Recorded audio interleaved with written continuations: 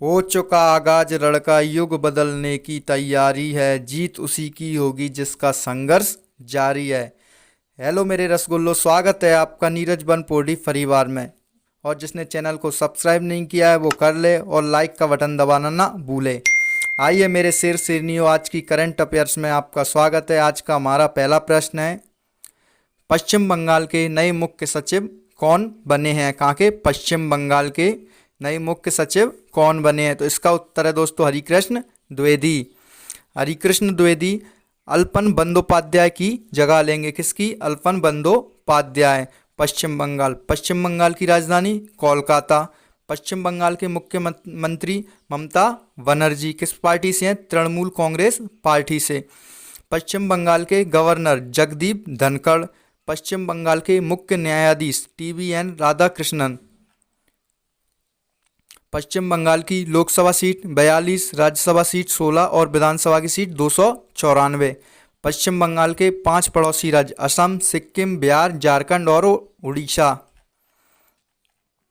पश्चिम बंगाल के 3 पड़ोसी देश बांग्लादेश, नेपाल और भूटान। पश्चिम बंगाल की राजकीय पशु फिशिंग कैट। राजकीय पक्षी किंग फिशर। राजकीय वृक्ष डेविल वृक्ष।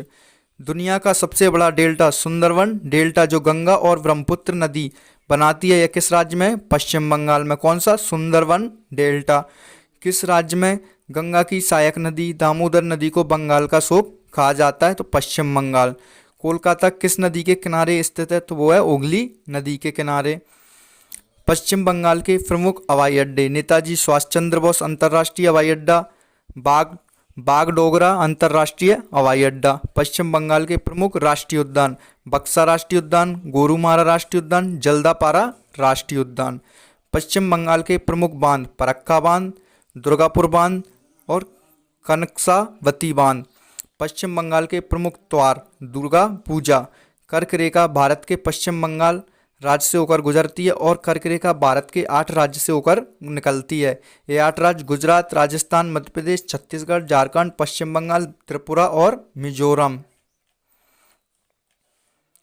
UN decade on ecosystem restoration 2021-2030 report को किसने जारी किया है? तो किसने? संयुक्त राष्ट्र पर्यावरण कार्यक्रम और खाद्य और कृषि संगठन ने।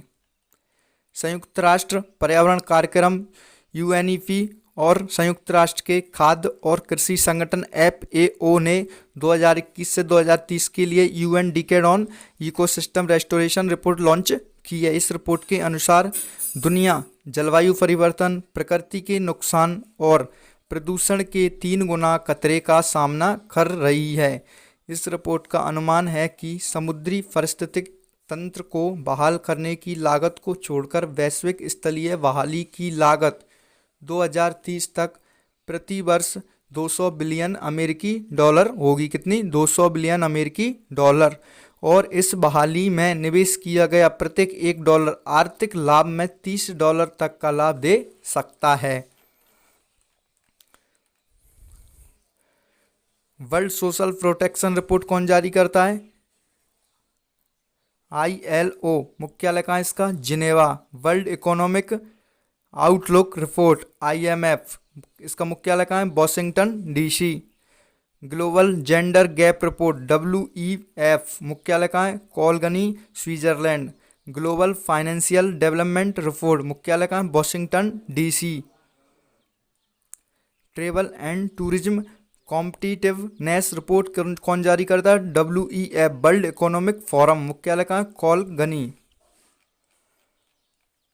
आज का हमारा अगला प्रश्न है, नीति आयोग द्वारा जारी सतत विकास लक्ष्य भारत सूचकांक 2020-21 में कौन सा राज्य पहले स्थान पर रहा है? तो कौन सा रहा है? केरल। नीति आयोग ने सतत विकास लक्ष्यों के लिए सूचकांक भारत सूचकांक 2020-21 की रैंकिंग जारी की है। इस रैंकिंग में शीर्ष स्थान पर केरल रहा है तथा बिहार का प्रदर्शन सबसे बुरा रहा है। इस सूचकांक में सामाजिक, आर्थिक और पर्यावरणीय मापदंडों पर राज्यों और केंद्र शासित प्रदेशों की प्रगति का मूल्यांकन किया गया है। सतत विकास लक्ष्य भारत सूचकांक 2020-21 में टॉप 3 राज्य, पहला केरल 75 अंक, दूसरा हिमाचल प्रदेश तमिलनाडु 74 अंक तीसरे पर, आंध्र प्रदेश, गोवा, कर्नाटक, उत्तराखंड 72 अंकों के साथ। केंद्र शासित प्रदेशों में चंडीगढ़ शीर्ष स्थान पर। कौन? Chandigarh. NITI Aayog, national institution for transforming India, राष्ट्रीय भारत परिवर्तन संस्थान, स्थापना 1 जनवरी 2015, कब हुई थी? 1 जनवरी 2015, मुख्यालय नई दिल्ली, अध्यक्ष नरेंद्र मोदी, उपाध्यक्ष राजीव कुमार, सीईओ अमिताभ कांत। नीति आयोग के पहले अध्यक्ष नरेंद्र मोदी, क्योंकि इन्हीं के शासनकाल में आई थी। किस राज्य की सरकार ने कोरोना मुक्त गांव प्रतियोगिता की शुरुआत की है? किस राज्य की सरकार ने कोरोना मुक्त गांव प्रतियोगिता की शुरुआत की है? तो वो कौन है? महाराष्ट्र। महाराष्ट्र सरकार ने कोरोना मुक्त गांव प्रतियोगिता की घोषणा की है। इस प्रतियोगिता के तहत प्रत्येक राजस्व क्षेत्र से कोविड-19 प्रबंधन को लेकर अच्छा काम करने वाली 3 ग्राम पंचायतों को चुनकर पुरस्कार दिए जाएंगे। इसमें पहला पुरस्कार 50 लाख रुपए, दूसरा 25 लाख रुपए और तीसरा 15 लाख रुपए होगा। महाराष्ट्र की राजधानी मुंबई। महाराष्ट्र के मुख्यमंत्री उद्धव ठाकरे, शिवसेना पार्टी से। महाराष्ट्र के गवर्नर भगत सिंह कोश्यारी। महाराष्ट्र के मुख्य न्यायाधीश दीपांकर दत्ता।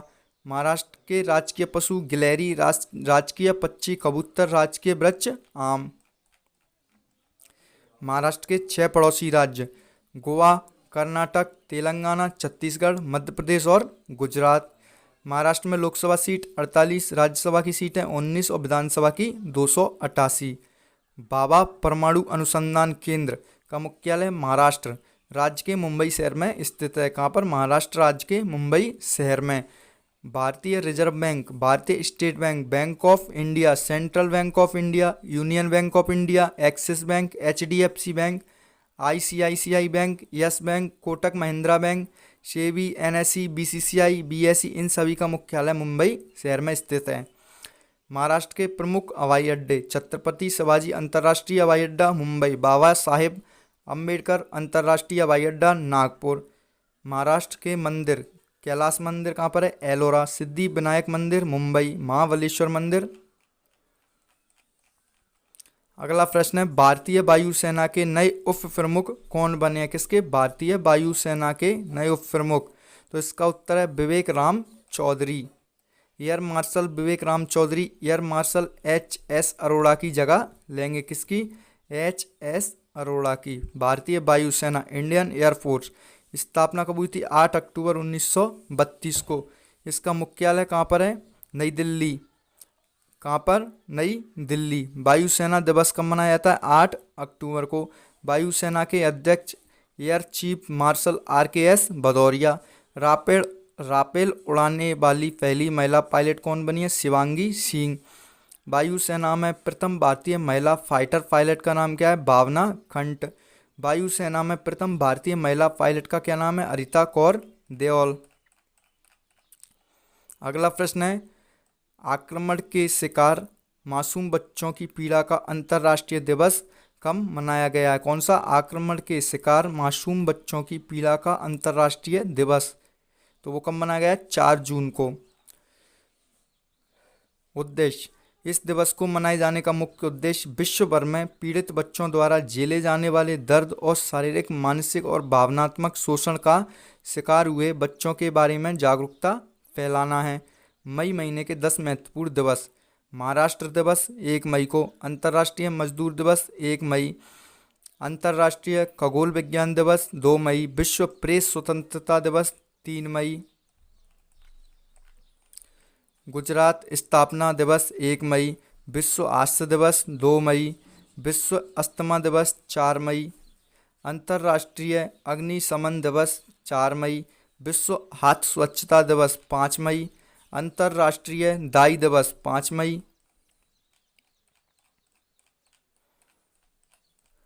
अगला प्रश्न है, 3 ट्रिलियन रुपए का बाजार पूंजीकरण हासिल करने वाली तीसरी भारतीय आईटी कंपनी कौन सी बन गई है? कितनी?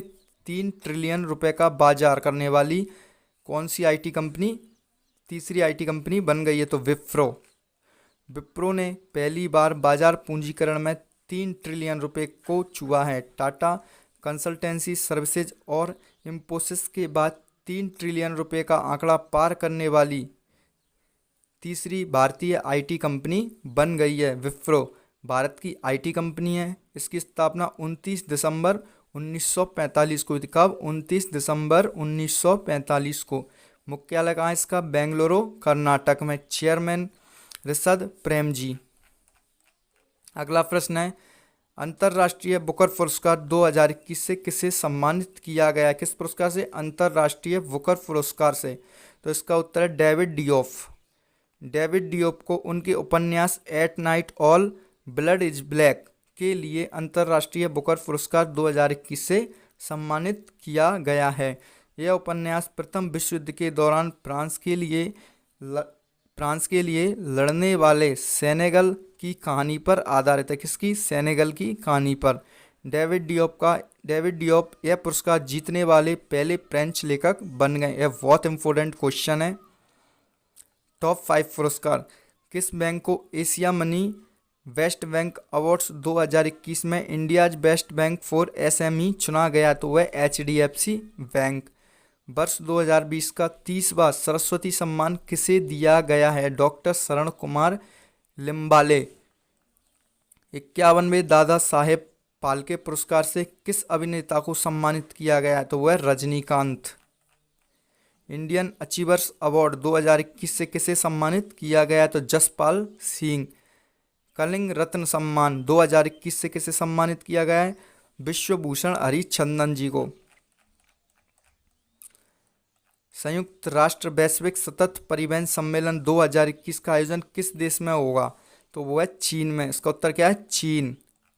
2021 में संयुक्त राष्ट्र की वैश्विक सतत परिवहन सम्मेलन का दूसरा संस्करण आयोजित किया जाएगा, जो 14 से 16 अक्टूबर 2021 को बीजिंग, चीन में आयोजित किया जाएगा। इस सम्मेलन में दुनिया भर में स्थायी परिवर्तन प्राप्त करने की दिशा में अवसरों, चुनौतियों और साधनों पर ध्यान केंद्रित करने पर चर्चा की जाएगी। यूएनओ संयुक्त राष्ट्र संघ के पहले महासचिव ट्रिग्वी लीन कहाँ के थे? नॉर्वे के थे। संयुक्त राष्ट्र संघ के वर्तमान में महासचिव एंटोनियो गुटेरेस। कौन है? एंटोनियो गुटेरेस, जो कहाँ से संबंधित है? पुर्तगाल से। संयुक्त राष्ट्र संघ यूएनओ की स्थापना 24 अक्टूबर 1945 में हुई थी। कब? 24 अक्टूबर 1945। संयुक्त राष्ट्र संघ यूएनओ कहाँ पर स्थित है? तो वो है न्यूयॉर्क में स्थित है।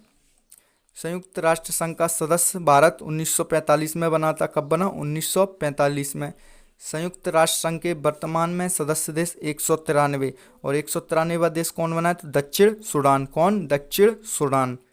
संयुक्त राष्ट्र संघ में हिंदी में भाषण देने वाले प्रथम भारतीय अटल बिहारी वाजपेयी थे। कौन थे? अटल बिहारी वाजपेयी।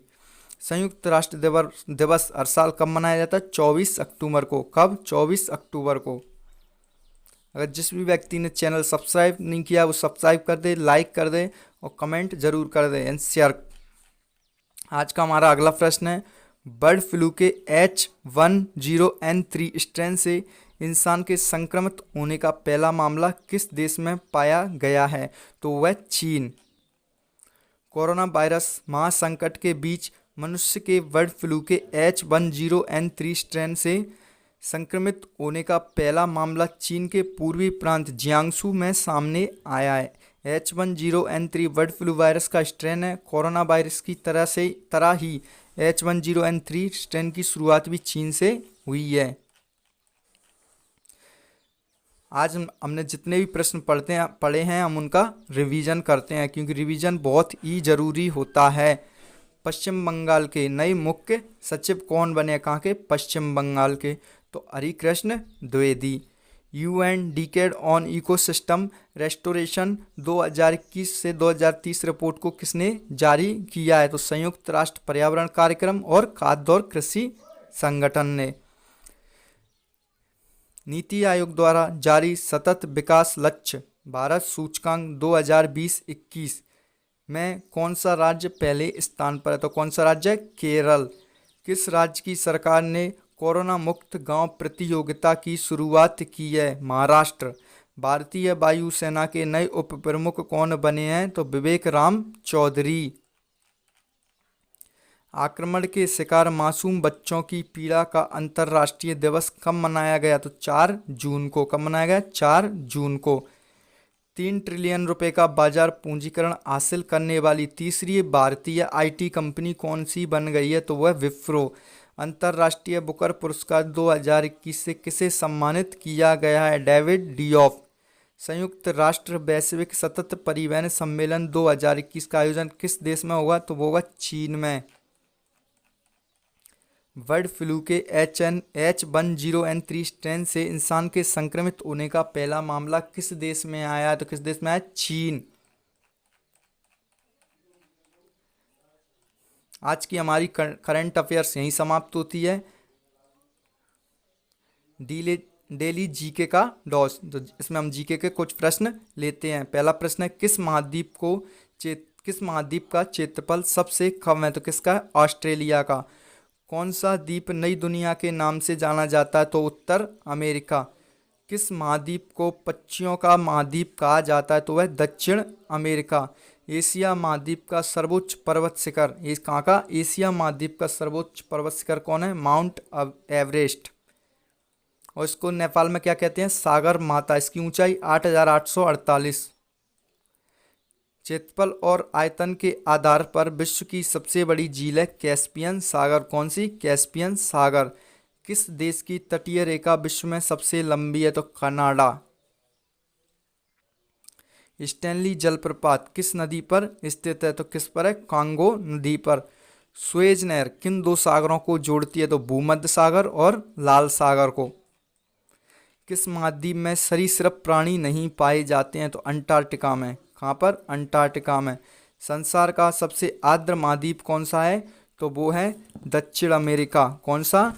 दक्षिण अमेरिका।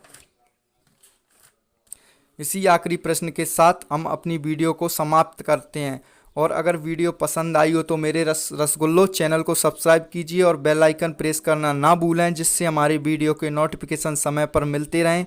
जय हिंद, जय भारत। इसी तरह मैं आगे आपके लिए सभी वीडियोस, सभी lecture, live lecture, all notes, सभी subject MPPSC, MP police and व्याफार्म्स एंड सभी होने वाले एग्जाम्स के वीडियो आपके सामने लाए जाएंगे। Thank you for watching this video.